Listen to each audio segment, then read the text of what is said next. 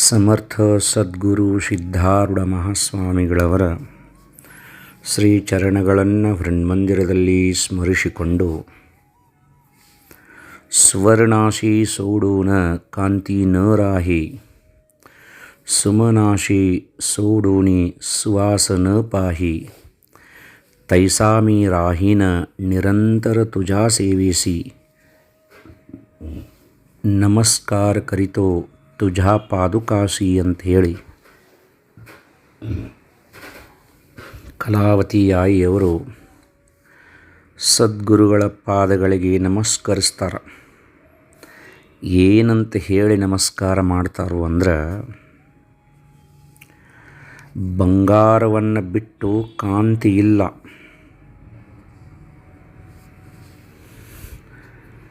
ಪುಷ್ಪವನ್ನು ಬಿಟ್ಟ ಸುಗಂಧ ಇಲ್ಲ, ಅವು ಎರಡೂ ಹೆಂಗೆ ಒಂದಕ್ಕೆ ಒಂದು ಕೂಡಿದವು ಹಂಗೆ ನಾ ಯಾವಾಗಲೂ ಸಹಿತ ನಿನ್ನ ಸೇವೆಯೊಳಗನ ತತ್ಪರಳಾಗಿ ಇರ್ತೇನಪ್ಪ. ನಿನ್ನ ಪಾದವನ್ನು ಬಿಟ್ಟು ನಾ ಇರುವುದಿಲ್ಲ. ನನಗೇನಾದರೂ ಸುಖ ಆನಂದ ಐತಿಪ್ಪ ಅಂದ್ರೆ ಕೇವಲ ನಿನ್ನ ಪಾದದ ಒಂದು ಸಂಗತಿಯಿಂದ ಮಾತ್ರ. ಅದಕ್ಕಾಗಿ ಸದ್ಗುರುನಾಥ, ಯಾವಾಗಲೂ ನಿನ್ನ ಜೊತೆನೇ ಇರ್ತೀನಿ ಅಂತ ಹೇಳಿ ಗುರುಪಾದಕ್ಕೆ ನಮಸ್ಕಾರವನ್ನು ಮಾಡಿದರು. ನಾವು ಮನಸ್ಸಿನೊಳಗೆ ದೃಢ ಮಾಡಿಕೊಳ್ಳೋದು ಏನಂದ್ರೆ, ನೆಲದ ಮರೆಯ ನಿಧಾನದಂತೆ, ತಿಳದ ಮರೆಯ ತೈಲದಂತೆ, ಉದಕ ಮರೆಯ ಅಗ್ನಿಯಂತೆ, ಶಿಲೆಯ ಮರೆಯ ಹೇಮದಂತೆ, ಭಾವ ಮರೆಯ ಬ್ರಹ್ಮವಾಗಿಪ್ಪ ಚನ್ನಮಲ್ಲಿಕಾರ್ಜುನ ಅಂಥೇಳಿ ಅಕ್ಕ ಮಹಾದೇವಿ ಹೇಳಿದಂಗೆ, ಸದ್ಗುರುನಾಥನನ್ನು ಬಿಟ್ಟು ನಾ ಇಲ್ಲ, ನನ್ನನ್ನು ಬಿಟ್ಟ ಸದ್ಗುರುನಾಥನಿಲ್ಲ. ಎಳ್ಳಿನೊಳಗೆ ಎಣ್ಣೆ ಐತಿ, ನೀರಿನೊಳಗೆ ಅಗ್ನಿ ಐತಿ, ಭೂಮಿ ಒಳಗೆ ಬಂಗಾರ ಐತಿ. ಅದನ್ನು ಹುಡುಕಬೇಕಂದ್ರೆ ಹೆಂಗೆ ಕೆಲವೊಂದು ಪ್ರಕ್ರಿಯೆಗಳನ್ನು ಮಾಡಬೇಕು, ಹಂಗೆ ನನ್ನೊಳಗನ ಪರಮಾತ್ಮನಿದ್ದಾನ. ಅವನನ್ನು ಗುರುತು ಹಿಡಿಬೇಕಪ್ಪ ಅಂದ್ರೆ ನಾನು ಅಧ್ಯಾತ್ಮ ಸಾಧನೆಯನ್ನು ಮಾಡಬೇಕು. ನಾನು ಬಾಹ್ಯ ಪ್ರಪಂಚದ ಮೋಹವನ್ನು ಬಿಡಬೇಕು. ಗುರು ಸೇವೆಯನ್ನು ಮಾಡಿ ನಾ ಮುಕ್ತನಾಗಬೇಕು ಅನ್ನೋ ಭಾವ ಮೂಡಬೇಕ್ರಿ. ನಾವು ಎಷ್ಟು ಹೇಳಿದರೂ ಎಷ್ಟು ಕೇಳಿದರೂ ಕೇಳುವಾಗ ಕೇಳ್ತೀವಿ, ಹೇಳುವಾಗ ಹೇಳ್ತೀವಿ, ಮತ್ತು ಬಾಹ್ಯ ಪ್ರಪಂಚದ ಕಡೆಗಿನ ನಮ್ಮ ಲಕ್ಷ್ಯ. ನಮ್ಮ ಮನೆ ಭಾಳ ಚಂದ ಇರಬೇಕು, ನಮ್ಮ ಮಕ್ಕಳು ಭಾಳ ಶಾಣ್ಯರಾಗಬೇಕು, ನನ್ನ ಹಂತಕ್ಕೆ ಯಾವಾಗಲೂ ದುಡ್ಡು ಇರಬೇಕು, ನನಗೆಲ್ಲರೂ ಬಗ್ಗಿ ನಡಿಬೇಕು, ನಾ ಹೇಳಿದಂಗೆ ಎಲ್ಲರೂ ಕೇಳಬೇಕು. ಎಷ್ಟು ದುಡ್ಡಾದ್ರೂ ಗಳಿಸೋದು ಸಾಕಾಗವಲ್ತು, ಎಷ್ಟು ಆಸ್ತಿ ಗಳಿಸಿದ್ರೂ ಸಹಿತ ಇನ್ನೂ ಸಾಕಾಗವಲ್ತು. ಮತ್ತು ನಮಗೆ ಯಾವಾಗ ಭೇಟಿಯಾಗವಂತವ ಸಾಧ್ಯವಿಲ್ಲ. ಯಾವಾಗ ಈ ಬಾಹ್ಯ ಪ್ರಪಂಚದ ಮೋಹವನ್ನು ನಾವು ಬಿಡ್ತೇವಲ್ಲ, ಆವಾಗನ ಅವನ ಅನುಗ್ರಹ ಹೊರತಾಗಿ ಬೇಕಾಗಿದ್ದು ನಾವು ಕೊಟ್ಟು ಕಳಿಸ್ತಾನ ಅಷ್ಟೆ. ಆದ್ರೆ ಅವ ನಮಗೆ ಭೇಟಿ ಆಗಬೇಕು. ನಾವು ಸ್ವರೂಪ ಜ್ಞಾನವನ್ನು ಪಡ್ಕೊಳ್ಬೇಕಂದ್ರೆ ಮಾತ್ರ ಇಷ್ಟೆಲ್ಲ ನಾವು ಮಾಡಲಿಕ್ಕೆ ಬೇಕು. ಕಲಾವತಿ ಆಯಿಯವರು ನಿನ್ನಿನ ದಿವಸ ನಮಗೆ ಹೇಳಿದಾರ ಏನಂದ್ರೆ, ಸಿದ್ಧ ಬಾಲಕರು ಗುರುಶೋಧನೆಯನ್ನು ಮಾಡ್ಕೋತ ಅಮರೇಶ್ವರದ ಹತ್ತಿರವಿರುವಂಥ ದೇವರ ಭೂಪುರದ ಗಜದಂಡ ಮಹಾಸ್ವಾಮಿಗಳಿಗೆ ಶರಣಾಗಿದ್ದಾರಂತ ಹೇಳ್ತಾರೆ. ಇವತ್ತು ಹೇಳ್ತಾರೆ, ಶ್ರೀ ಸದ್ಗುರುನಾಥ ಮಹಾರಾಜ್ ಕಿ ಜೈ. ಓಂ ನಮಃ ಶಿವಾಯ. सिद्धबाळांची वैराग्यवृत्ती तसेच आपलेपणाने व निरभिमानपणाने करीत असलेली सेवापाहुन गजदंड स्वामींचे हृदय प्रेमाने भरून येई. ज्याला आत्महित साधावयाचे असेल त्याने सद्गुरूंच्या बाह्यवर्तनाकडे बिलकुल लक्ष देऊ नये. केवळ त्यांच्या बोधाकडेच परिपूर्ण लक्ष दिले पाहिजे. श्रीमत श्री ಶಂಕರಾಚಾರ್ಯಾಂಚ एक ಶಿಷ್ಯ ಹೋತ ಅಂತ ಹೇಳಿಕ್ಯಾರ. ಇಲ್ಲಿ ವರ್ಣನೆಯನ್ನು ಆರಂಭ ಮಾಡ್ತಾರೆ. ಸಿದ್ಧ ಬಾಲಕರು ಗಜದಂಡ ಮಹಾಸ್ವಾಮಿಯ ಸನ್ನಿಧಾನದಲ್ಲಿ ವಿಶೇಷವಾದಂಥ ಸೇವೆಯಲ್ಲಿ ತತ್ಪರರಾಗಿದ್ದಾರೆ. ಮೇಲು ಕೀಳೆಂಬ ಭೇದವಿಲ್ಲದೆ ಎಲ್ಲ ಸೇವೆಗೈದ. ಶಾಲೆ ಕಲಿಯದೆ ವೇದಶಾಸ್ತ್ರವ ಕೇಳಿ ನಿಪುಣನಾದ. ಮೇಲಾಗಿ ಸುಬ್ಬಯ್ಯ ಶಾಸ್ತ್ರಿಗಳಿಗೆ ಸರಿಯಾಗಿ ಉತ್ತರ ನೀಡಿದ. ಕಾಲ ಕಳೆಯದೆ ಗುರುವಿನಾಜ್ಞೆಯಂತೆ ದೇಶ ಸಂಚಾರಿಯಾದ. ಜಗದ ಉದ್ಧಾರಕ ನಡೆದ ಅಂತ ಹೇಳ್ತಾರೆ. ಸಿದ್ಧಾರೂಢರು ವಿಶೇಷವಾದಂಥ ಭಕ್ತಿಯನ್ನು ಗಜದಂಡ ಮಹಾಸ್ವಾಮಿ ಮೇಲೆ ಮಾಡ್ತಿದ್ರು ಅವರು. ಮತ್ತೊಂದಿಲ್ಲಿ ಕಿವಿ ಮಾತನ್ನು ಹೇಳ್ತಾರೆ. ಯಾರಿಗೆ ಗುರುಕೃಪಾ ಪಡ್ಕೋಬೇಕನ್ನುವ ಹಂಬಲೈತಿ ಅವರು ಯಾವಾಗೂ ಗುರುವಿನ ಬಾಹ್ಯ ವರ್ತನೆಯ ಕಡೆಗೆ ಲಕ್ಷ್ಯ ಕೊಡಬಾರ್ದಂತ ನೋಡ್ರಿ. ಆ ಗುರು ಪ್ಯಾಂಟ್ ಶರ್ಟ್ ಹಾಕೋತಾನೋ, ಕ್ಯಾಮಿ ಅರಿವೆ ಹಾಕೋತಾನೋ, ಹಸಿರು ಬಣ್ಣದ್ದು ಹಾಕೋತಾನೋ, ರುದ್ರಾಕ್ಷಿ ಹಾಕೋತಾನೋ, ಅದ್ರ ಕಡೆ ಲಕ್ಷ್ಯ ಕೊಡಬೇಡ್ರಿ. ಅವನ ಆತ್ಮನ ಕಡೆಗೆ ಲಕ್ಷ್ಯವನ್ನು ಕೊಡ್ರಿ. ಹೊರಗಿನ ಒಂದು ರೂಪವನ್ನು ನೋಡಬೇಡ್ರಿ. ಒಳಗಿದ್ದಂತಹ ಅವನ ವಿಚಾರಗಳನ್ನು ನೋಡಿ ಅವನ ಬೋಧನೆಯನ್ನು ಕೇಳಿ ಅದನ್ನು ಸಾಧಿಸಿ ಮುಕ್ತರಾಗೋದ್ರಿ. ಬಹಳ ಸುಂದರವಾದಂಥ ಕಿವಿ ಮಾತನ್ನು ನಮ್ಮೆಲ್ಲರಿಗೂ ಸಹಿತ ಹೇಳಿದ್ದಾರೆ. ಶಂಕರಾಚಾರ್ಯರ ಹಂತೇಕ ಒಬ್ಬವ ಶಿಷ್ಯ ಇದ್ದ. ಭಾಳ ದಿವಸ ಅವರು ಸೇವಾ ಮಾಡಿದ ಮೇಲೆ ಅವನೊಳಗೆ ಸ್ವಲ್ಪ ಅಹಂಕಾರ ಬಂತು. ಅವ್ರಂಗೆ ವರ್ತನೆ ಮಾಡ್ತಿದ್ದವು. ಅವ್ರಂಗೆ ಕುಂಡ್ರೋದು, ಅವ್ರಂಗೆ ಮಾತಾಡೋದು, ಅವ್ರಂಗೆ ಅರಿವಿ ಹಾಕೊಳ್ಳೋದು. ಅವರು ಹೊರಗೆ ಹೋದ್ರಪ್ಪ ಅಂತಂದ್ರೆ ಅವ್ರ ಜಗದಾಗ ಕುಂತು ಅವರು ಬೋಧನೆ ಮಾಡೋ ಹಂಗೆ ಇವ ಬೋಧನೆ ಮಾಡ್ತಿದ್ದ. ಒಂದು ದಿವಸ ಶಂಕರಾಚಾರ್ಯರು ಶಿವೋಹಂ ಅಂತಂದರು. ಅಷ್ಟು ಅನುಗುಡ್ದ ಇವು ಶಿವೋಹಂ ಅಂತಂದ. ಗೊತ್ತಾತ ಗುರುಗಳಿಗೆ ಇವನೊಳಗೆ ಬಂದಂಥ ಅಹಂಕಾರ. ಸಂಚಾರ ಮಾಡ್ಕೋತ ಒಬ್ಬ ಕಂಬಾರನ ಕಡೆ ಬರ್ತಾರೆ. ಅವ ಏನು ಮಾಡಕತ್ತಿದ್ದ ಅಂದ್ರೆ ಕಬ್ಬಿಣವನ್ನು ಕಾಶಿ ಎರಕ್ಕೆ ಹಾಕಕತ್ತಿದ್ದ ಒಂದು ಯಾವುದೋ ಕೆಲಸಕ್ಕಾಗಿ. ಕಬ್ಬಿಣದೊಂದು ತುಂಡು ಕಾದಿದ್ದ ಕಬ್ಬಿಣ ತುಂಡ ಕೆಂಪಗೆ ಕಾದಿದ್ದು ಶಂಕರಾಚಾರ್ಯರ ಪಾದದ ಹಂತಕ್ಕೆ ಬಂದು ಬಿತ್ತು. ಆ ತುಂಡನ್ನು ಕರ ಕಡದು ತಿಂದುಬಿಟ್ರು ಶಂಕರಾಚಾರ್ಯರು. ಅವರ ಬಾಜುಕ ನಿಂತಿದ್ದ ಅವರ ಅನುಕರಣೆಯನ್ನು ಮಾಡುವಂತಹ ಶಿಷ್ಯ ಅವನ ಕಡೆ ಬಳ್ಳ ಮಾಡಿ, ಇವ ನಮ್ಮ ಶಿಷ್ಯ, ನನ್ನ ಹಂಗನ ಅದಾನಿವ, ಇವಂಗೊಂದು ತುಂಡು ಕೊಡು ತಿನ್ನಾಕ ಅಂತಂದ್ರೆ ಕಾದಿದ ಕಬ್ಬಿಣದ ತುಂಡನ್ನು. ಅಷ್ಟು ಅನ್ಗುಡ್ದ ಅವಾಗ ಗೊತ್ತಾತು, ನನ್ನನ್ನು ಸದ್ಗುರುನಾಥ ಪರೀಕ್ಷೆ ಮಾಡಾಕತ್ತಾನ. ನನ್ನೊಳಗೆ ಬಂದಂಥ ಅಹಂಕಾರ ಅವನಿಗೆ ಗೊತ್ತಾಗಿ ಹಿಂಗೆ ಮಾಡಾಕತ್ತಾನಂತ ಹೇಳಿ ತಿಳ್ಕೊಂಡವ್ರಿಗೆ ಕ್ಷಮಾ ಬೇಡಿದ. ಅದಕ್ಕೆ ಹೊರಗೆ ಅವ್ರ ಹಂಗೆ ಆಗಬಹುದು, ಆದ್ರೆ ಒಳಗೆ ಅವ್ರ ಹಂಗೆ ಆಗೋದು ಭಾಳ ಕಠಿಣ ಐತಿ. ಸ್ವರೂಪ ಸಾಕ್ಷಾತ್ಕಾರ ಅನ್ನೋದು ಅಷ್ಟು ಸರಳ ಇಲ್ಲ ಅಂಥೇಳಿಕಾರ ಕಲಾವತಿ ಆಯಿಯವರು ಭಾಳ ಸುಂದರವಾಗಿ ಇಲ್ಲಿ ವರ್ಣನೆಯನ್ನು ಮಾಡ್ತಾರೆ. ನಿತ್ಯವೂ ಸಹಿತ ಶಾಸ್ತ್ರಶ್ರವಣವನ್ನು ಒಂಟಗಾಲಿನ ಮೇಲೆ ನಿಂತ ಸಿದ್ಧ ಬಾಲಕರು ಮಾಡ್ತಿದ್ದರು. ಮಠದಲ್ಲಿ ಎಲ್ಲ ಸೇವಾ ಮಾಡೋದಲ್ದ ಗುರು ಶಾಸ್ತ್ರವನ್ನು ಭಾಳ ಭಕ್ತಿಯಿಂದ ಕೇಳ್ತಿದ್ರು ಅವರು. ಒಂದು ಸಾರಿ ಸುಬ್ಬಾಶಾಸ್ತ್ರಿ ಅಂತ ಹೇಳಿಕಾರ ಒಬ್ಬ ಪ್ರಕಾಂಡ ಪಂಡಿತರು ಬಂದರು. ಗಜದಂಡ ಮಹಾಸ್ವಾಮಿಗಳ ಹಂತೇಕ ನಿಂತು ನೀನು ಯಾವ ಬೋಧನೆಯನ್ನು ನಿಮ್ಮ ಶಿಷ್ಯರಿಗೆ ಮಾಡಕತ್ತೀರಿ ಅಂತ ಕೇಳ್ತಾರೆ.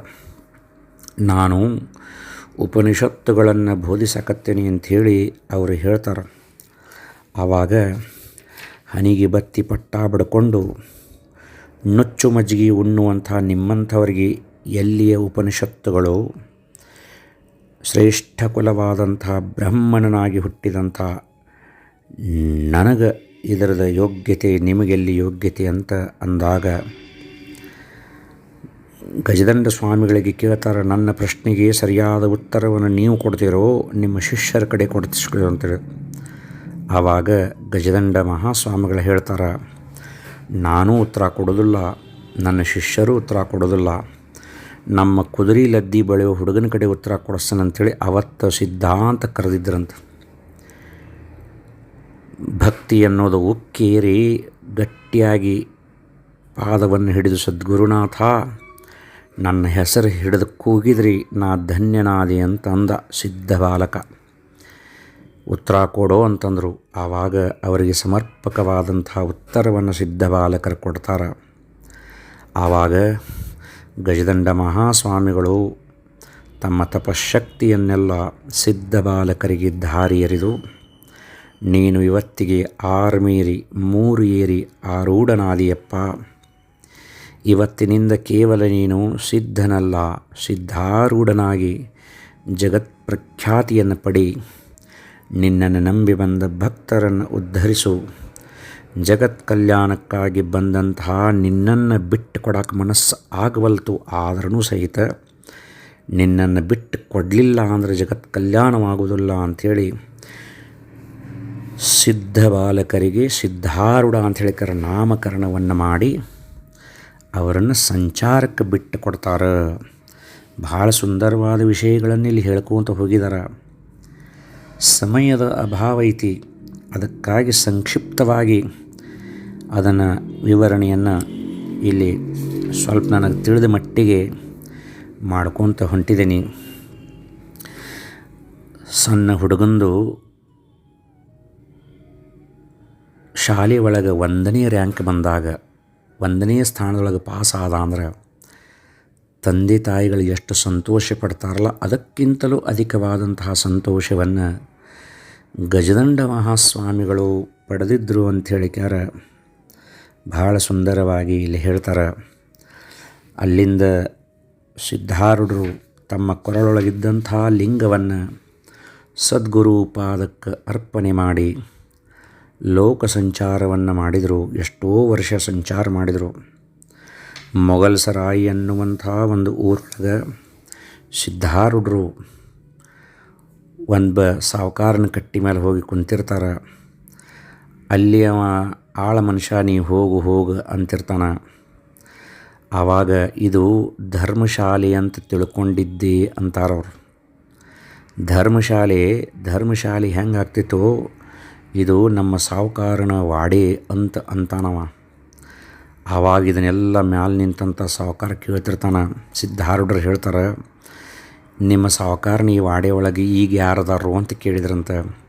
ನಮ್ಮ ಸಾವುಕಾರ ಅದಾನು, ಅವನಕ್ಕಿಂತ ಮೊದಲು ಯಾರಿದ್ರು, ಅವ್ರ ಅಪ್ಪ ಅವರಿದ್ದರು, ಅವ್ರಿಗಿಂತ ಮೊದಲು ಯಾರಿದ್ರು, ಅವ್ರ ಅಜ್ಜ ಅವರಿದ್ದರು, ಅವ್ರಿಗಿಂತ ಮೊದಲು ಯಾರಿದ್ರು, ಅವ್ರ ಮುತ್ತಜ್ಜ ಅವರಿದ್ದರು, ಅವ್ರಿಗಿಂತ ಮೊದಲು ಯಾರಿದ್ರು, ಅವ್ರ ಪೂರ್ವಜರು. ಎಷ್ಟೋ ತಲೆಮಾರುಗಳು ಈ ಒಂದು ವಾಡೆ ಒಳಗೆ ವಾಸವಾಗಿ ಹೋದ್ರಪ್ಪ. ಒಬ್ಬೊಬ್ಬರ ಜೀವನ ಒಂದೊಂದು ದಿವಸ ಅಂತ ತಿಳ್ಕೊಂಡ್ರೆ ಯಾರೂ ಶಾಶ್ವತವಾಗಿ ಉಳಿಲಿಲ್ಲ, ಬಂದರೂ ಹೋದರು. ಧರ್ಮಶಾಲೆ ಅಂದ್ರೆ ಬರೋದು ಹೋಗೋದು ಶಾಶ್ವತವಾಗಿರೋದಿಲ್ಲ. ಅಂದಮೇಲೆ ಇದು ಧರ್ಮಶಾಲೆ ಅಲ್ಲಂದ್ರೆ ಮತ್ತೇನು ಅಂತ ಕೇಳ್ತಾರೆ. ಆವಾಗ ಸಾವುಕಾರಗೆ ಗೊತ್ತಾಕೈತಿ, ಇವ್ರು ಯಾರೋ ಮಹಾತ್ಮರಂತ ತಿಳ್ಕೊಂಡು ಅವ್ರನ್ನ ಒಳಗೆ ಕರ್ಕೊಂಡು ಹೋಗಿ ಅವರ ಸ್ನಾನಾದಿಗಳನ್ನು ಮಾಡಿಸಿ ಅವರಿಗೆ ಮಹಾಪ್ರಸಾದವನ್ನು ವಿತರಣೆ ಮಾಡ್ತಾನೆ. ಅವರ ತಾಯಿಗೆ ಭಾಳ ದಿವಸದಿಂದ ಹೊಟ್ಟೆ ನೋವು ಇತ್ತು. ಸಿದ್ಧಾರೂಢರು ಯಾವಾಗ ಒಂದು ಬಾಳೆಹಣ್ಣನ್ನು ಆ ತಾಯಿಗೆ ಪ್ರಸಾದವಾಗಿ ಕೊಡ್ತಾರೆ, ಆವಾಗ ಆಕೆಗಿದ್ದಂಥ ಆ ಹೊಟ್ಟೆ ನೋವು ಪೂರ್ಣವಾಗಿ ಹೋತು ಅಂತ ಹೇಳ್ತಾರೆ. ಇಲ್ಲಿ ವಿಶೇಷವಾಗಿ ವರ್ಣನೆಯನ್ನು ಮಾಡ್ತಾರೆ. ಹಿಂಗೆ ಅನೇಕ ಕಡೆ ಸಿದ್ಧಾರೂಢರು ಸಂಚಾರವನ್ನು ಮಾಡ್ಕೊತ ಕಡೀಕ ಹುಬ್ಬಳ್ಳಿಗೆ ಬಂದು ನೆಲೆಸ್ತಾರೆ. ಇಲ್ಲಿ ಹೇಳ್ತಾರೆ ಏನಂತಂದ್ರೆ ಇಲ್ಲಿ ಹೇಳ್ತಾರೆ ಭಾಳ ಸುಂದರವಾಗಿ,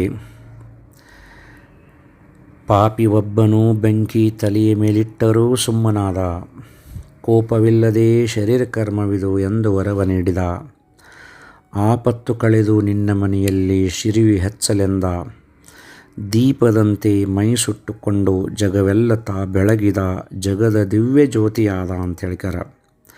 ಹುಬ್ಬಳ್ಳಿಗೆ ಬಂದ ತೊರವಿ ಹಕ್ಕಲದೊಳಗೆ ಇರ್ತಿದ್ರು. ಚಿದ್ಗನಾನಂದ ಮಹಾಸ್ವಾಮಿ ಸಮಾಧಿ ಮಂದಿರದೊಳಗೆ ಮಲ್ಕೊಳ್ತಿದ್ರು. ಹುಬ್ಬಳ್ಳಿ ಒಳಗೆ ಭಿಕ್ಷೆಯನ್ನು ಮಾಡಿ ಕೊಟ್ರ ಉಂತಿದ್ರು, ಇಲ್ಲಂದ್ರೆ ಇಲ್ಲ. ದನ ಕುರಿ ಕಾಯುವಂಥ ಹುಡುಗರು ಗೆಳೆತನ ಮಾಡಿದರು. ಅವರಿಗೆ ತಮ್ಮ ಊಟದೊಳಗಿಂದನ ಸ್ವಲ್ಪ ರೊಟ್ಟಿ ಕೊಡ್ತಿದ್ರು, ಹಾಲು ಹಿಂಡಿ ಕೊಡ್ತಿದ್ರು. ಅದನ್ನು ಕುಡಿದು ತೃಪ್ತರಾಗಿ ತಮ್ಮ ಧ್ಯಾನದೊಳಗೆ ತಾವಿರ್ತಿದ್ರು. ಎಷ್ಟೋ ಸಾರಿ ಹುಡುಗರು ಹಲಸಿನ ಹಣ್ಣು ಮಾವಿನ ಹಣ್ಣು ತುಡುಗು ಮಾಡ್ಕೊಂಡು ಬಂದು ಸಿದ್ಧಾರೂಢರ ಮುಂದಿಟ್ಟು ಇವರ ತುಡುಗು ಮಾಡಿದಾರ ಅಂತ ಹೇಳಿದ ಕೂಡಲೇ ಆ ತೋಟದ ಮಾಲೀಕನಿಂದ ಸಿದ್ಧಾರೂಢರು ಹೊಡಿಸ್ಕೊಳ್ಳುವಂಥ ಪರಿಸ್ಥಿತಿ ಬರ್ತಿತ್ತು. ಒಬ್ಬ ದುಷ್ಟ ಬಂದ ಸಿದ್ಧಾರೂಢರನ್ನು ಹಾಳ ಬಾಮಿ ಒಳಗೆ ಎತ್ತಿ ಹಾಕಿದ. ಬಾರ್ಕೋಲ್ನಿಂದ ಅವರನ್ನು ಕೆಲವು ಮಂದಿ ಹೊಡೆದರು. ಒಬ್ಬ ಪಾಪಿ ಬಂದು ಏನು ಮಾಡಿದ ಅಂತಂದ್ರೆ ಉರಿಯುವ ಕೆಂಡವನ್ನು ಸಿದ್ಧಾರೂಢರ ನೆತ್ತಿ ಮೇಲೆ ಇಟ್ಟ. ಹಿಂಗೆ ಒಂದಲ್ಲ ಎರಡಲ್ಲ ಅನೇಕ ತೊಂದರೆಗಳನ್ನು ಸಿದ್ಧಾರೂಢರು ಅನುಭವಿಸಿದರು.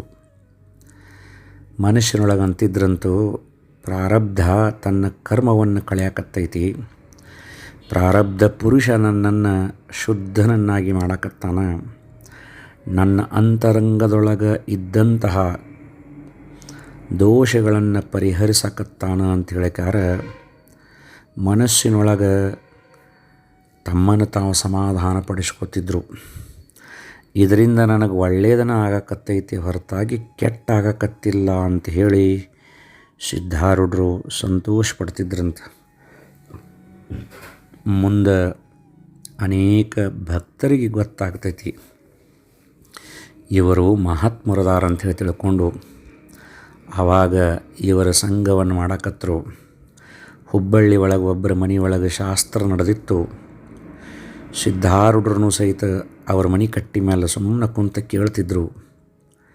ಶಾಸ್ತ್ರ ನಡೆದಾಗ ಒಂದು ತಪ್ಪ ವಿಷಯ ಬೋಧನೆಯಾದಾಗ ಇದನ್ನು ಸರಿ ಮಾಡಿ ನಾ ಹೇಳ್ತೀನಿ ಅಂತ ಸಿದ್ಧಾರೂಢರು ಎದ್ದು ನಿಂತಾಗ ಶಾಸ್ತ್ರಿಗಳು ಅವರನ್ನು ತಮ್ಮ ವ್ಯಾಸಪೀಠದ ಮೇಲೆ ಕುಂಡ್ರಿಸಿ ಹೇಳ್ರಿ ಅಂತ ಹೇಳಿದಾಗ ಅವತ್ತು ಸಿದ್ಧಾರೂಢರು ಮಾಡಿದಂತಹ ಬೋಧನೆಯನ್ನು ಮೊಟ್ಟ ಮೊದಲು ಹುಬ್ಬಳ್ಳಿ ಒಳಗೆ ಸಿದ್ಧಾರೂಢರು ಮಾಡಿದಂತಹ ಬೋಧನೆಯನ್ನು ಹುಬ್ಬಳ್ಳಿ ಜನ ಕೇಳಿ ಕಣ್ಣೀರು ಸುರಿಸಿದರು. ಸಾಕ್ಷಾತ್ ನಿಜಗುಣ ಶಿವಯೋಗಿಗಳು ಇವರ ರೂಪದಿಂದ ಬಂದಾರ, ಇವರನ್ನು ನೋಡಿ ಇವರ ಒಂದು ಬೋಧನೆಯನ್ನು ಕೇಳಿ ಹುಬ್ಬಳ್ಳಿಯ ಜನ ನಾವು ಪಾವನರಾದೆವು ಅಂಥೇಳಿ ಅವರನ್ನು ಗಟ್ಟಿಯಾಗಿ ಹಿಡಿದ್ರು ನೋಡ್ರಿ. ದಿನನಿತ್ಯವೂ ಸಹಿತ ಅವರ ಮುಖದಿಂದ ಅಮೃತವಾಣಿಯನ್ನು ಕೇಳಿ ಪಾವನರಾಗಕತ್ತರು. ಆವಾಗನ ಅಲ್ಲೇನಾಗ್ತೈತಿ ಅಂತಂದ್ರೆ ಒಂದು ಸಣ್ಣ ಗುಡಿಸಲ್ದ ಟೈಪ ಚಿದ್ಗನಾನಂದ ಸ್ವಾಮಿ ಸಮಾಧಿ ಹಂತೇಕ ಚಪ್ರ ಹಾಕಿ ಕೊಡ್ತಾರೆ. ಅವರ ಮಹಿಮೆ ಇನ್ನೂ ಹೆಚ್ಚಾಗಿ ಅಡಿಗೆ ಮನೆ, ಪಾಠಶಾಲೆ ಹಿಂಗೆ ಕಟ್ಟಡಗಳ ನಿರ್ಮಾಣವಾದವು. ಒಂದು ನೀರು ಕುಡಿಯೋಕ್ಕೆ, ಇನ್ನೊಂದು ಸ್ನಾನಾದಿ ಕರ್ಮಗಳನ್ನು ಮಾಡೋಕ್ಕಂಥೇಳಿ 2 ಕೆರೆಗಳನ್ನೂ ಕಡಿಸಿದರು.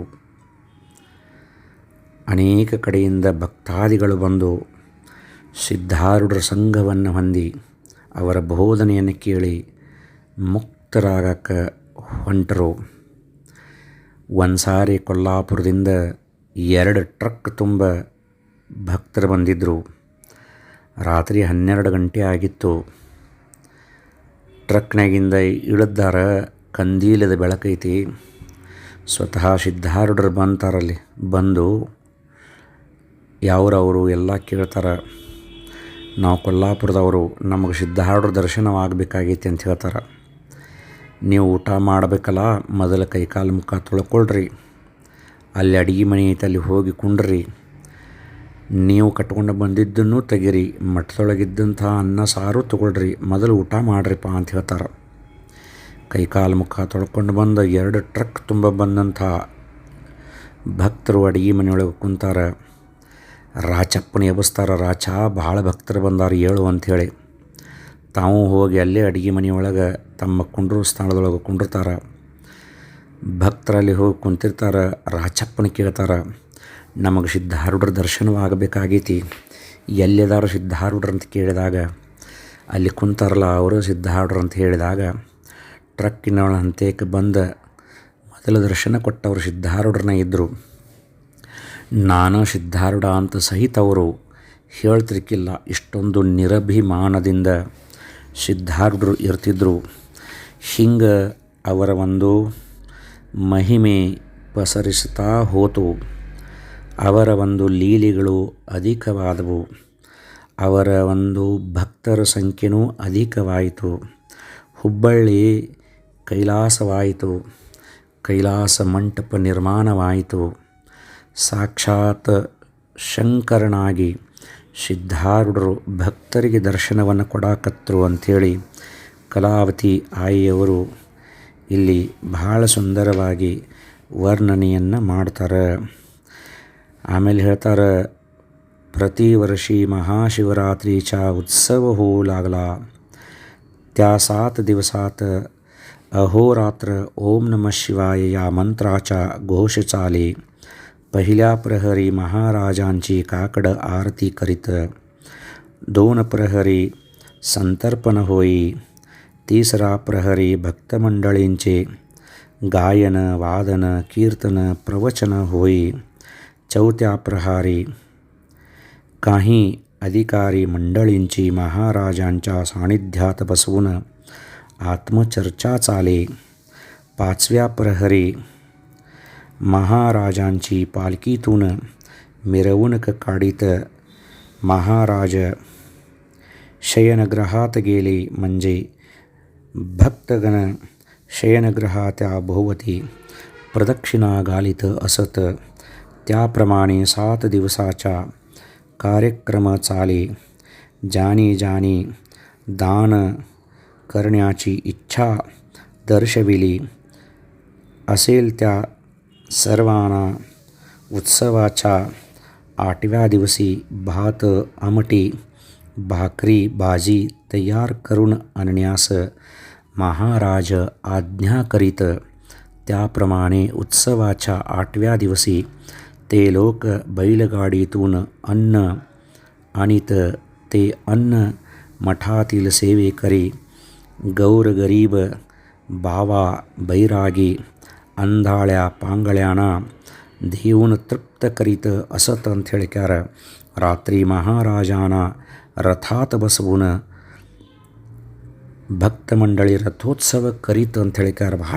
ಭಾಳ ಸುಂದರವಾಗಿ ಇಲ್ಲಿ ವರ್ಣನೆ ಮಾಡ್ತಾರೆ. ಶಿವರಾತ್ರಿ 7 ದಿವಸದ ಉತ್ಸವದೊಳಗೆ ಅಖಂಡವಾಗಿ ಓಂ ನಮಃ ಶಿವಾಯ ಮಹಾಮಂತ್ರ ಪಠನೆ ಆಗುತ್ತಿತ್ತು. 1ನೇ ದಿವಸ ಮಹಾರಾಜರನ್ನು ಕಾಕಡಾರತಿ ಮಾಡ್ತಿದ್ರು. 2ನೇ ದಿವಸ ಅನ್ನ ಸಂತರ್ಪಣೆಯನ್ನು ಮಾಡ್ತಿದ್ರು. 3ನೇ ದಿವಸ ಭಕ್ತ ಮಂಡಳಿಯಿಂದ ಭಜನೆ, ಗಾಯನ, ಕೀರ್ತನ, ಪ್ರವಚನ ನಡೀತಿತ್ತು. 4ನೇ ದಿವಸ ಮುಮುಕ್ಷುಗಳ ಜೊತೆಗೆ ಆತ್ಮಚರ್ಚೆಯನ್ನು ಮಾಡ್ತಿದ್ರು. 5ನೇ ದಿವಸ ಪಾಲ್ಕಿಯೊಳಗೆ ಕುಂಡ್ರಿಸಿ ಸಿದ್ಧಾರೂಢರನ್ನು ಮೆರವಣಿಗೆ ಮಾಡ್ತಿದ್ರು. 6ನೇ ದಿವಸ ಸಿದ್ಧಾರೂಢರನ್ನು ಶಯನ ಮಂದಿರದೊಳಗೆ ಮಲಗಿಸಿ ಭಕ್ತ ಮಂಡಳಿ ಪ್ರದಕ್ಷಿಣೆಯನ್ನು ಹಾಕಿ ಅವರ ಒಂದು ಗುಣಗಾನವನ್ನು ಮಾಡ್ತಿದ್ರು. ಹಿಂಗೆ ಅವರ ವಿಶೇಷವಾದಂಥ ಉತ್ಸವ ನಡೀತು. 7 ದಿವಸ ಹಿಂಗೆ ನಡೀತಿತ್ತಂತ. ಯಾರಿಗಾದರೂ ನಾವು ಭಾಳ ದಾನ ಮಾಡ್ತೇವ್ರಪ್ಪ, ಪುಣ್ಯ ಕರ್ಮವನ್ನು ಮಾಡಬೇಕಂತ ಆಸೆ ಮಾಡಿದೇವ್ರಪ್ಪ ಅಂಥೇಳಿ ಯಾರಾದರೂ ಭಕ್ತರು ಹೇಳಿದ್ರೆ ಅವ್ರಿಗೆ ಹೇಳ್ತಿದ್ರಂತೆ, ನೀವೇನು ಮಾಡ್ರಿಪ್ಪ ಅಂದ್ರೆ ಜಾತ್ರೆ ದಿವಸ ಅನ್ನ ರೊಟ್ಟಿ ಪಲ್ಯ ಮಾಡಿಕೊಂಡು ಬಂದು ಭಕ್ತರಿಗೆ, ಕುರುಡರಿಗೆ, ಕುಂಟರಿಗೆ, ಬಡವರಿಗೆ ಹಂಚರಪ್ಪ, ಅದರಿಂದ ಉದ್ಧಾರ ಆಗ್ತಾರೆ ಅಂತ ಹೇಳ್ತಿದ್ರಂತ. ಆವಾಗ ಜಾತ್ರೆ ದಿವಸ ಚಕ್ಕಡಿಗಳೊಳಗೆ ತಮ್ಮ ಬುಟ್ಟಿ ತಲೆ ಮೇಲೆ ಬುಟ್ಟಿ ಒಳಗೆ ಮಹಾಪ್ರಸಾದವನ್ನು ಹೊತ್ಕೊಂಡು ಬಂದು ಎಲ್ಲ ಭಕ್ತರಿಗೆ, ಮುಮುಕ್ಷುಗಳು ಏನು ಮಾಡ್ತಿದ್ರಂದ್ರೆ ಪ್ರಸಾದವನ್ನು ವಿತರಣೆ ಮಾಡ್ತಿದ್ರಂತ.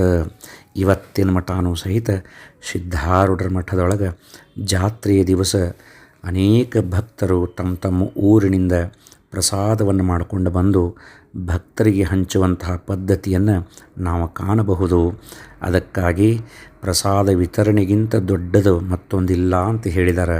ಅದಕ್ಕೆ ಯಾರು ಜಾತ್ರೆಯ ಸಮಯದೊಳಗೆ ಪ್ರಸಾದ ವಿತರಣೆಯನ್ನು ಮಾಡ್ತಾರೆ ಅವರ ಧನ್ಯರು, ಅವರ ಪುಣ್ಯಾತ್ಮರು.